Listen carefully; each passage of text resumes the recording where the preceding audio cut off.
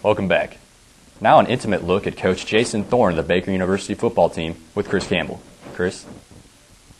I'm now joined by defensive coordinator for the Baker University Wildcats, Jason Thoren. Coach, it's nice to have you with us today. It's nice to be here.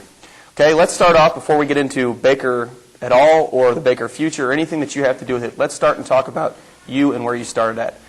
Lawrence High School, 1993, all-state, all-metro guy, Tommy Simone winner. Tell me a little bit about high school and what it was like to play in this area.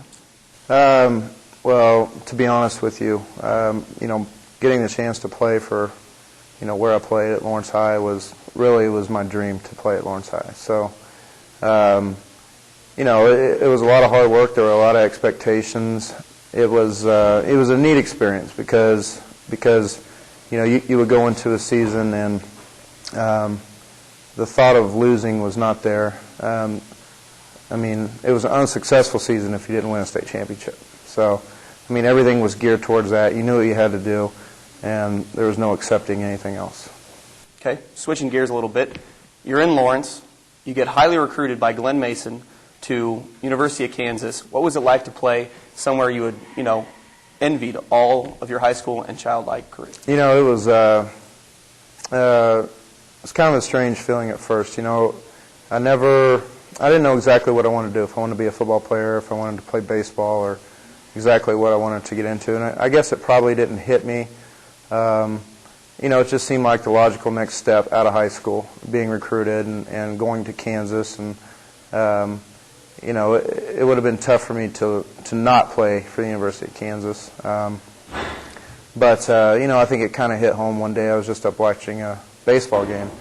And, I remember looking at Allen Fieldhouse being like, wow, I'm actually going to play for these guys, so, it was a neat experience, and it was a good experience. I had a chance to be coached by a lot of good coaches. It's good. One date, November 6th, 1993, Memorial Stadium, Nebraska versus Kansas. You were there. 21-20. How was it? Tell me. I was there, but you're probably not going to like the answer as much as I was actually being recruited that day. So I was sitting in the stands, yeah. You remember the 40,000? I remember the day. Yeah, I remember the day, like yesterday. I remember the walk down, and I remember, the entire game, and what a great game, and, what a selling point. I'd been to every home game throughout the year, and I remember KU was getting beat by Utah or somebody pretty bad. There's somebody in the stands yelling, "Nice for your recruits, Mason," right behind us, and I was just thinking, how unclassy is that? But, that day, with the recruits in and with, I think every kid that was at that game wanted to sign. That's understandable. Yeah, it's a heck of a football game. Great game. Great football game. Okay, let's move on. You played through 93 through 1997. 1995. You guys had a hell of a season. You guys went to the Aloha Bowl, and you played UCLA.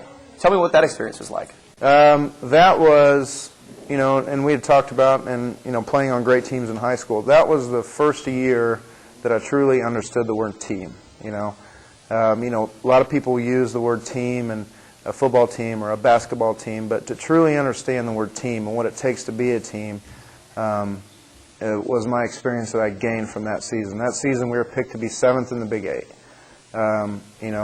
We had a good offense returning, a quarterback that nobody was sure about, good running backs, good offensive line, one good receiver and a good tight end. But on defense we had we were starting, I believe it was 9 kids from the state of Kansas, okay, which is not typical for a Division I team in Kansas.